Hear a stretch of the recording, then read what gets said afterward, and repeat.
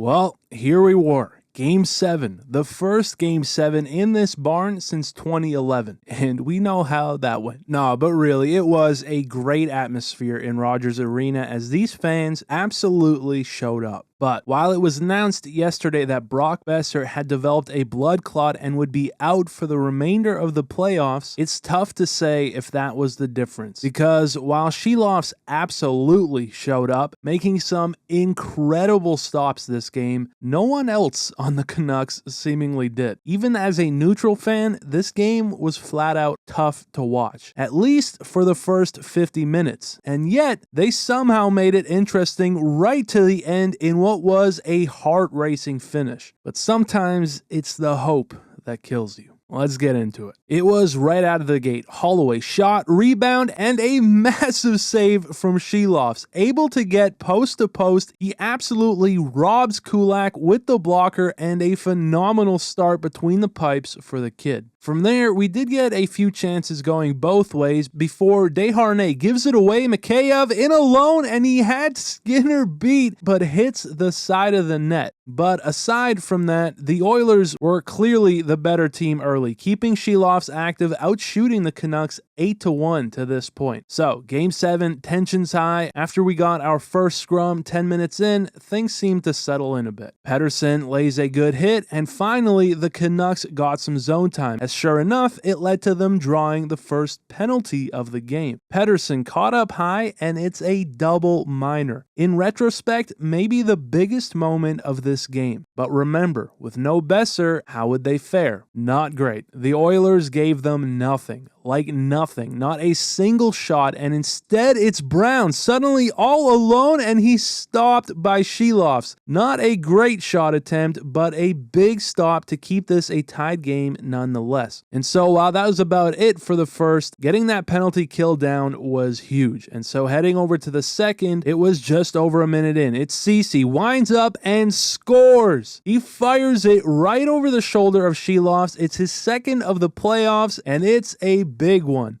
And only adding insult to injury, just a minute later, it's a tripping call. Joshua called as the Oilers had a tremendous opportunity. And they did have a few great chances. 7 shots on net. McDavid for Draisaitl, and he is absolutely robbed. Another one as Silovs somehow able to get across to keep this a 1-goal game. And again, if no one else showed up, this kid did. Outshot 21-4 at this point. Kane would then get a great look, another close call here, and then Bouchard looks, fires it, and they score again. The second from the blue line, it goes off Hyman in front for his 11th as the Oilers were all over the Canucks. And while they did start showing some life, starting to put some rubber on net as Skinner hadn't been tested much at all, he did what he had to, and so with 6 to go, it's another penalty. Lafferty called for tripping, killed any momentum they did have, and things were bleak as hell. As sure enough, Bouchard shot off the boards right to Nugent Hopkins, and they score again. The Nuge makes it 3, and the Canucks were looking absolutely cooked. Having said that, they did start putting together some good ozone time, but the Oilers were blocking everything. And as the middle frame came to an end, they still had just 12 shots on net. It was a terrible 40 minutes for Vancouver, but it was time to put it all on the line. It's Game 7. Problem was, whether it was them missing or the Oilers blocking, they literally could not get a shot on net. So how about a power play? Brown puts one over the glass, it's a delay of game, and so it was now or never for the Canucks. And yet again, it was hard to watch at first. They did get one shot on net here and then a second opportunity from Suter, but with 6 minutes of power play time, they had 3 shots on net. It's not gonna cut it, and you gotta credit the Oilers. Even McDavid was out there blocking him, but in Oilers giveaway, Garland picks it up and he scores! McLeod coughs one up, and it leads to some life for the Canucks. You gotta credit these fans, they never gave up, but they were finally alive. A close call here. Then Pettersson for Di Giuseppe, and he misses the net. It's a big chance, but no dice. However, it's Hughes for Hronek. He shoots and he scores. Unbelievable. It's Hronek's first playoff goal of his career, and it doesn't get bigger. But with under 5 to go, was it too little, too late? The Oilers regroup. The barn went wild. Wait, is that Celebrini? It definitely is, as we now had a 1-goal game with 4 minutes to go. Having said that, the Oilers did great to kill some time, and so now with just 2 to go, Silovs comes out, and the Oilers were suffocating. They gave no space, constantly clearing it, and as time expired, they got one great look in the final seconds, but ultimately, the Oilers held on to take what wound up being a wild Game 7 in Vancouver. What a series. Now, I have to say, I never expected the Canucks to have the season they did. To make it this far with no Demko and now no Boeser on top of it, it was always going to be tough. So a huge congrats, as you can hold your head high on what was a great season. As for the Oilers, they now move on to the Western Conference Final against the Dallas Stars. Should be another great series. But yeah,